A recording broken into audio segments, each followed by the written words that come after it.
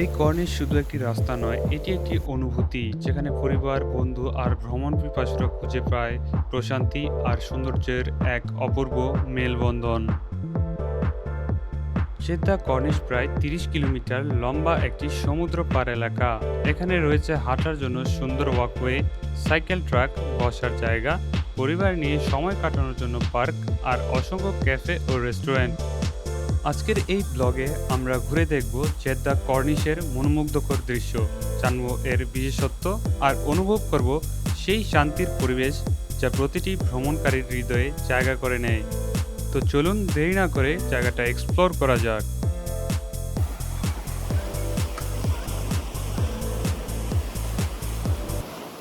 আসসালামু আলাইকুম দর্শক, সবাই কেমন আছেন? সবাইকে স্বাগতম আমার আরও একটি নতুন ভিডিওতে। তো আজকে আমি আপনাদের নিয়ে এসেছি জেদ্দার সবচেয়ে জনপ্রিয় এবং সুন্দরতম জায়গাগুলোর একটি, জেদ্দা কর্নিশে। এই কর্নিশের সবচেয়ে সুন্দরতম জায়গাগুলো এক্সপ্লোর করব, তো সঙ্গেই থাকুন। দর্শক, আজ আমি যাত্রাটা শুরু করতে যাচ্ছি জেদ্দা শরাফিয়া থেকে। শহরের ভেতরে ব্যস্ত রাস্তা ধীরে ধীরে পেছনে ফেলে সামনে এগোতে থাকলাম। গাড়ির জানলা দিয়ে দেখা যাচ্ছিল জেদ্দার জীবন্ত শহর। কেউ কাজে ফিরছে, কেউ আবার পরিবারের সাথে সময় কাটাতে বের হচ্ছে। মোবাইলে লোকেশন সেট করলাম জেদ্দা কর্নিশের। কয়েক সেকেন্ডের মধ্যেই ড্রাইভার কনফার্ম হয়ে গেল গাড়ি যেতে খুব বেশি সময় লাগবে না। গাড়িতে বসেই শুরু হলো এক নতুন অনুভূতি। শহরের ব্যস্ত রাস্তা, উঁচু বিল্ডিং আর ধীরে ধীরে সমুদ্রের দিকে এগিয়ে যাওয়া। ড্রাইভারের সাথে হালকা কথা আর জানালার বাইরে তাকিয়ে থাকা, সব মিলে যাত্রাটা যেন একটা ছোট ভ্রমণ। ভাড়ার কথা বললে লোকেশন আর সময় অনুযায়ী সাধারণত ২০ থেকে ৩০ রিয়ালের মধ্যেই কর্নিশে পৌঁছে যাওয়া যায়, তবে ট্রাফিক থাকলে একটু সময় বেশি লাগতে পারে। যতই সামনে এগুচ্ছিলাম ততই মনে হচ্ছিল শহরের কোলাহল কমে যাচ্ছে আর বাতাসে ভেসে আসছিল লবণাক্ত ও শীতল গন্ধ, যা জানিয়ে দিচ্ছে সমুদ্র খুব বেশি দূরে নয়।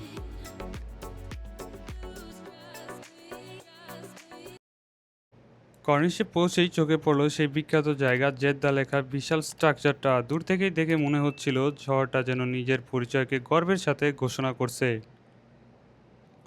সারাদিনের ব্যস্ততা আর শহরের কোলাহল পেরিয়ে যখন আমি জেদ্দা কর্নিশে পৌঁছালাম, তখন মনে হলো যেন এক অন্য জগতে চলে এসেছি।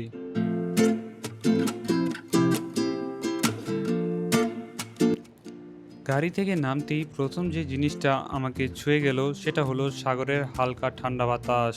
বাতাসের এই ধরনের প্রশান্তি যা ক্লান্ত শরীর আর মন দুটোই একসঙ্গে শান্ত করে দিল। দূরের রেড সি, নীল জলরাশি সূর্যের শেষ আলোয় ঝিলমিল করছে, দেখে মনে হচ্ছিল যেন প্রকৃতি নিজেই একটা জীবন্ত চিত্রকর্ম আঁকছে। একটা জায়গা থেকে শুধু সাগরের দিকে তাকিয়ে রইলাম। ঢেউগুলো বারবার ফিরে এসে আছড়ে পড়ছে, আবার ফিরে যাচ্ছে।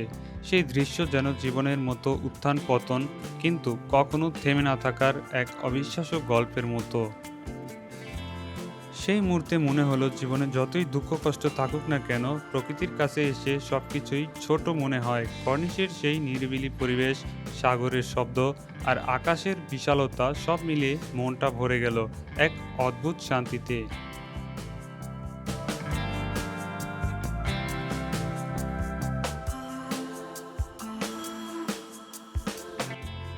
পুরো কর্নিশ জুড়ে বিভিন্ন আন্তর্জাতিক শিল্পীর তৈরি ভাস্কর্য রয়েছে, যা জায়গাটিকে একটি ওপেন এয়ার মিউজিয়ামের মতো করে তুলেছে।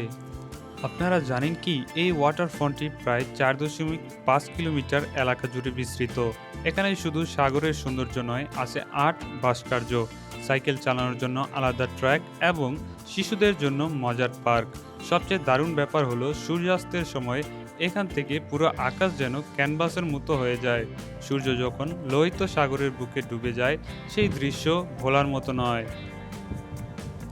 দর্শক দেখুন সমুদ্রের ঢেউগুলো কিভাবে পাথরে আছড়ে পড়ছে। এই শব্দটা মনের মধ্যে এক অন্যরকম শান্তি দেয়। বিশেষ করে সকাল বা বিকেলের সময় এই জায়গাটা সৌন্দর্য কয়েক গুণ বেড়ে যায়। আমি একটু চুপচাপ দাঁড়িয়ে রইলাম। সামনে বিশাল বিস্তৃত রেড সি। দূর থেকে দেখে মনে হয় যেন আকাশ আর পানি একসাথে মিশে গেছে। কোথাও তার কোনো শেষ নেই, শুধু নীলের পর নীল। হাঁটতে হাঁটতে চোখে পড়ল সারি সারি বেঞ্চ, কোথাও সাগরের একদম পাশে, আবার কোথাও সবুজ গাছের মাঝখানে। মনে হচ্ছিল প্রতিটি বসার জায়গা যেন খুব চিন্তা করে সাজানো, যাতে মানুষ প্রকৃতিকে সবচেয়ে কাছ থেকে উপভোগ করতে পারে। আর সবচাইতে ভালো লাগলো পরিষ্কার পরিচ্ছন্নতা আর আরামের দিকটা খুব ভালোভাবে বজায় রাখা হয়েছে। যেখানেই বসুন না কেন মনে হবে জায়গাটা আপনার জন্যই তৈরি হয়েছে। আজকের দিনে আমরা যেই সুন্দর সাজানো আর প্রাণবন্ত জেদ্দা কর্নিশ দেখি, একসময় কিন্তু এই জায়গাটা এমন ছিল না। অনেক বছর আগে জেদ্দার এই উপকূলীয় এলাকা ছিল একদম সাধারণ খোলা সমুদ্রের তীর, যেখানে মানুষ খুব একটা সময় কাটাতে আসতো না। কিন্তু সময়ের সাথে সাথে সৌদি আরবের সরকার বুঝতে পারে এই লাল সাগরের তীরে যদি সুন্দরভাবে সাজানো যায়, তাহলে এটি হয়ে উঠতে পারে মানুষের বিনোদন আর শান্তির এক অনন্য জায়গা। বিশেষ করে বাচ্চা ফাহাদ এর আমলে ১৯৮০ থেকে ৯০-র দশকে জেদ্দা শহরের উন্নয়নের বড় অংশ হিসেবে কর্নিশকে আধুনিকভাবে গড়ে তোলার কাজ শুরু করা হয়। শুধু রাস্তা বা হাঁটার পথ নয়, এখানে যুক্ত করা হয় পার্ক, বসার জায়গা, শিশুদের খেলার স্থান আর দৃষ্টিনন্দন ভাস্কর্য।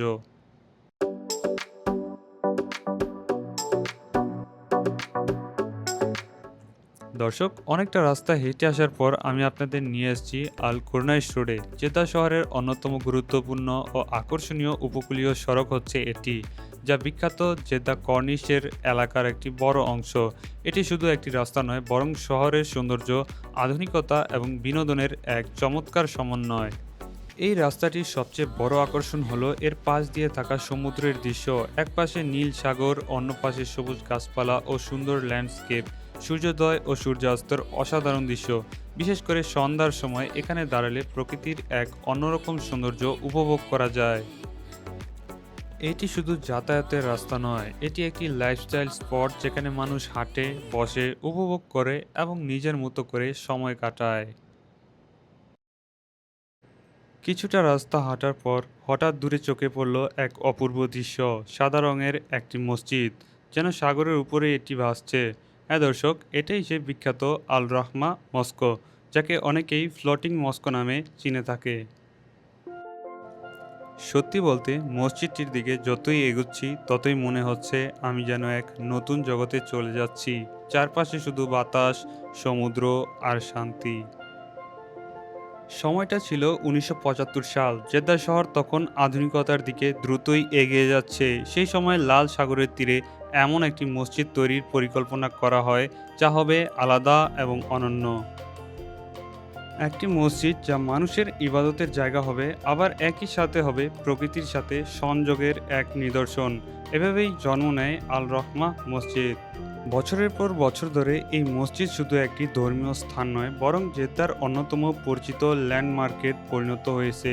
জেদ্দায় আসা পর্যটকদের কাছে এটি এখন একটি মাস্ট ভিজিটের জায়গা।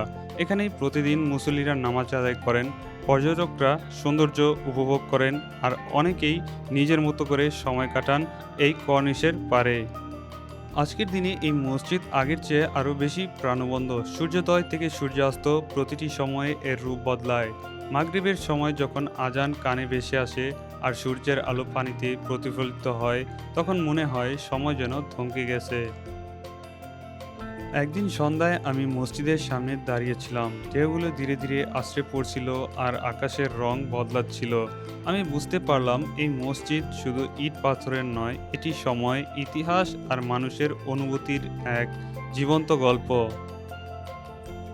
দর্শক, একটা মজার ব্যাপার হচ্ছে আমি দাঁড়িয়ে ঢেউ দেখছিলাম, ঠিক তখনই একটা বড় ঢেউ এসে জোরে পাথরে আঘাত করলো। ছিটকে ওঠা পানি স্রোত সরাসরি এসে পড়লো আমার গায়ে। এক মুহূর্তের মধ্যেই পা থেকে শুরু করে কাপড় সব ভিজে গেল। আমি হতভম্ব হয়ে গেলাম, তারপর নিজেই নিজের অজান্তে হেসে ফেললাম। শুরুতে একটু অস্বস্তি লাগছিল, কিন্তু কয়েক সেকেন্ড পরেই বুঝলাম এটা তো এক অন্যরকম অভিজ্ঞতা। ঢেউয়ের সেই শক্তি, পানির ঠান্ডা ছোঁয়া, সব মিলিয়ে মনে হচ্ছিল প্রকৃতি যেন আমাকে নিজের মতো করে ছুঁয়ে গেল। সমুদ্রের গর্জন দেখতে অনেক সুন্দর, তবে যদি আমার মতো ভিজে যান তাহলে এখানকার লোকাল ওয়াশরুমে আসতে হবে। আমি ঠিক এটাই করেছি। এই ওয়াশরুমে আসতে আমাকে সৌদি রিয়ালে ১০ রিয়াল খরচ করে একটা কার্ড নিতে হয়েছে, যা ৩ বারের বেশি প্রয়োগ করা যায় না। বলতে গেলে ওয়াশরুমটা মোটামুটি ভালোই।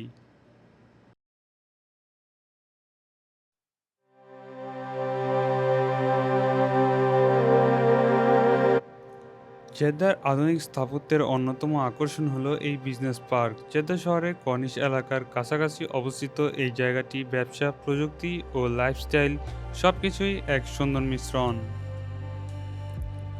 এই বিজনেস পার্কের ডিজাইন একেবারেই আধুনিক ও ইউনিক। কাঁচে মোড়ানো টাওয়ার বা সূর্যের আলোয় ঝলমল করে, জিওমেট্রিক ফিউচারিস্টিক স্ট্রাকচার, খোলা জায়গা, ওয়াকওয়ে, ল্যান্ডস্কেপ, পরিবেশ বান্ধব ডিজাইন, স্মার্ট বিল্ডিং কনসেপ্ট।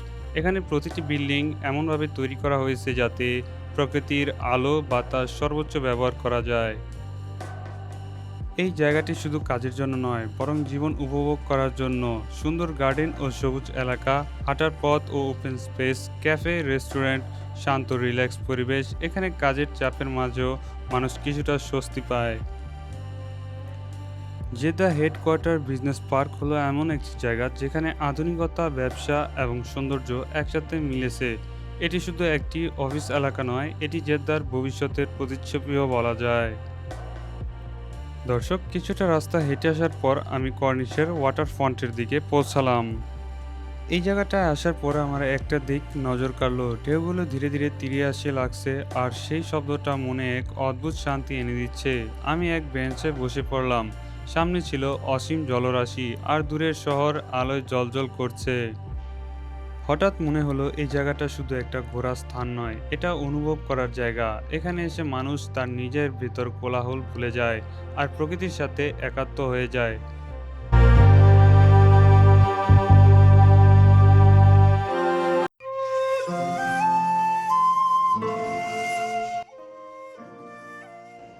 বিকেল গড়িয়ে যখন সূর্যের আলো একটু নরম হয়ে আসে, তখন কর্নিশের পরিবেশ আস্তে আস্তে বদলে যেতে শুরু করে। দিনের তাপ কমে গিয়ে চারপাশে এক ধরনের প্রশান্তি নেমে আসে। সমুদ্রের নীল পানি ধীরে ধীরে সোনালী রঙের রূপ নেয়, আর ঢেউয়ের মৃদু শব্দ মনকে এক অন্যরকম শান্তি দেয়। বিশেষ করে এই সময়টাতে কর্নিশ ভরে ওঠে মানুষে, পরিবার, বন্ধু আর একাকীয় পথচারী। কেউ হাঁটছে, কেউ ছবি তুলছে, কেউ বা চুপচাপ বসে আছে। কিন্তু আশ্চর্যের বিষয় হলো, এই ভিড়ের মাঝেও আপনি নিজেকে এক টুকরো নির্জনতা খুঁজে পাবেন। হালকা বাতাসে মুখে এসে লাগে, আর মনে হয় এই মুহূর্তটা যেন জীবনের সবচেয়ে সুন্দরতম সময়। জেদ্দা কর্নিশের বিকেল শুধুমাত্র একটি সময় নয়, এটি একটি অনুভূতি। এখানে দাঁড়িয়ে আপনি বুঝতে পারবেন সুখ আসলে খুব সাধারণ কিছু জিনিসের মধ্যেই লুকায়িত থাকে। একটি সুন্দর সূর্যাস্ত, সমুদ্রের হাওয়া, আর কিছু নিরিবিলি মুহূর্ত। এই সব কিছু মিলেই তৈরি হয় জীবনের সবচাইতে সুন্দরতম স্মৃতিগুলোর একটি।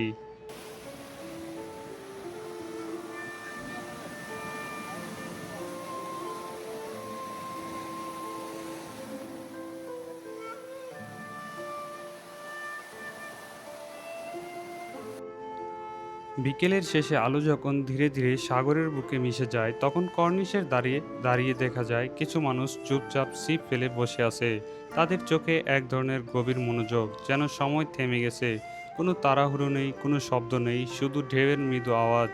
এই অপেক্ষার মাঝেও এক অদ্ভুত সৌন্দর্য লুকায়িত আছে। মাছ ধরাটা শুধু একটা কাজ না, এটা যেন ধৈর্য আর আশা শেখার এক বাস্তব পাঠ। সূর্য যখন লাল হয়ে দিগন্তে ডুবে যায়, তখন পুরো পরিবেশটা আরও মায়াবী হয়ে ওঠে। মাছ ধরার ছিপগুলো পানির দিকে হেলে থাকে, আর বাতাসে ভেসে আসে লবণাক্ত সাগরের গন্ধ। এই সময়টায় মনে হয় যেন প্রকৃতি আর মানুষ একসাথে নিঃশব্দে কথা বলছে। ঢেউগুলো বারবার এসে পাথরে আঘাত করে ফিরে যায়, ঠিক যেমন জীবনের ছোট ছোট আশা আর অপেক্ষার মতো। মাছ ধরার মানুষেরা জানে প্রতিবার ছিপ ফেললেই মাছ পাওয়া যাবে না, তবুও তারা বসে থাকে, কারণ তারা জানে একদিন না একদিন সাফল্য আসবেই। সূর্যটা ধীরে ধীরে সাগরের বুকে মিশে যেতে লাগলো, আকাশটা ধীরে ধীরে অন্ধকার হতে শুরু করলো, কিন্তু তার আগে রেখে গেল এক অপূর্ব স্মৃতি, রঙে ভরা, শান্তিতে ভরা একটি সুন্দর দৃশ্য। আমি একটু দাঁড়িয়ে সেই দৃশ্যটাই দেখছিলাম, আর মনে হচ্ছিল এই ছোট মুহূর্তটা যেন জীবনের সবচাইতে বড় আনন্দগুলোর একটি। ফিরে আসার সময় বুঝতে পারলাম যে দ্য কর্নিশের এই সন্ধ্যা শুধু একটা দৃশ্য না, এটা একটি অনুভূতি যা মনকে শান্ত করে আর জীবনের ছোট ছোট সৌন্দর্যগুলোকে নতুন করে দেখতে শেখায়। আজকের এই দৃশ্যটা আমার মনে একটা কথা রেখে গেল, শান্তি খুঁজতে খুব বেশি দূরে যেতে হয় না, কখনো কখনো শান্তি প্রকৃতির মাঝেই লুকায়িত থাকে, তা খুঁজে নিতে হয়। মাগরিবের নামাজ আদায় করার পর চারপাশটা যেন আরও শান্ত হয়ে গেল। দিনের শেষ আলোটা তখন ধীরে ধীরে মিলে যাচ্ছিল। আর আকাশের হালকা নীলচে অন্ধকার নেমে আসছিল। সেই নীরবতার মাঝে আমি দাঁড়িয়েছিলাম জেদ্দা কর্নিশের ধারে। নামাজের পর মনটা এক অন্যরকম প্রশান্তিতে ভরেছিল, হালকা ঠান্ডা আর স্থির। মনে হচ্ছিল দিনের সব ব্যস্ততা, দৌড়ঝাঁপ, শব্দ সব কিছু যেন একটু দূরে সরে গেছে। আমি ধীরে ধীরে হাঁটছিলাম কর্নিশের পথে। মানুষজন তখনও আছে, কেউ বসে আছে, কেউ ফিরছে, আবার কেউ শেষ মুহূর্তটা ধারণ করার চেষ্টা করতেছিল। কিন্তু আমার ভেতরে একটা অনুভূতি কাজ করছিল। এটা শুধু দেখার না, এটা বিদায় নেওয়ার মতো একটা মুহূর্ত ছিল। একটু থেমে আমি সাগরের দিকে তাকালাম। মনে হলো এই জায়গাটা যেন চুপচাপ বলছে, আবার ফিরে এসো। আমি শেষবারের মতো চারপাশটা ভালো করে দেখলাম, পাথরের ধারে ভাঙা ঢেউ, হালকা বাতাস আর সেই শান্ত পরিবেশ। তারপর ধীরে ধীরে হাঁটা শুরু করলাম ফিরে আসার পথে। যদি কখনো জেদ্দায় আসেন অবশ্যই এই জায়গাটা ঘুরে দেখবেন, বিশেষ করে বিকেল বা সন্ধ্যার সময় আসলে বেশি উপভোগ করতে পারবেন। তো দর্শক, যদি ভিডিওটা ভালো লাগে অবশ্যই লাইক করবেন, কমেন্ট করবেন আর সাবস্ক্রাইব করতে ভুলবেন না যেন। ইনশাল্লাহ আবার দেখা হচ্ছে নতুন কোনো সুন্দর জায়গায়। আজ এই পর্যন্তই, আল্লাহ হাফেজ।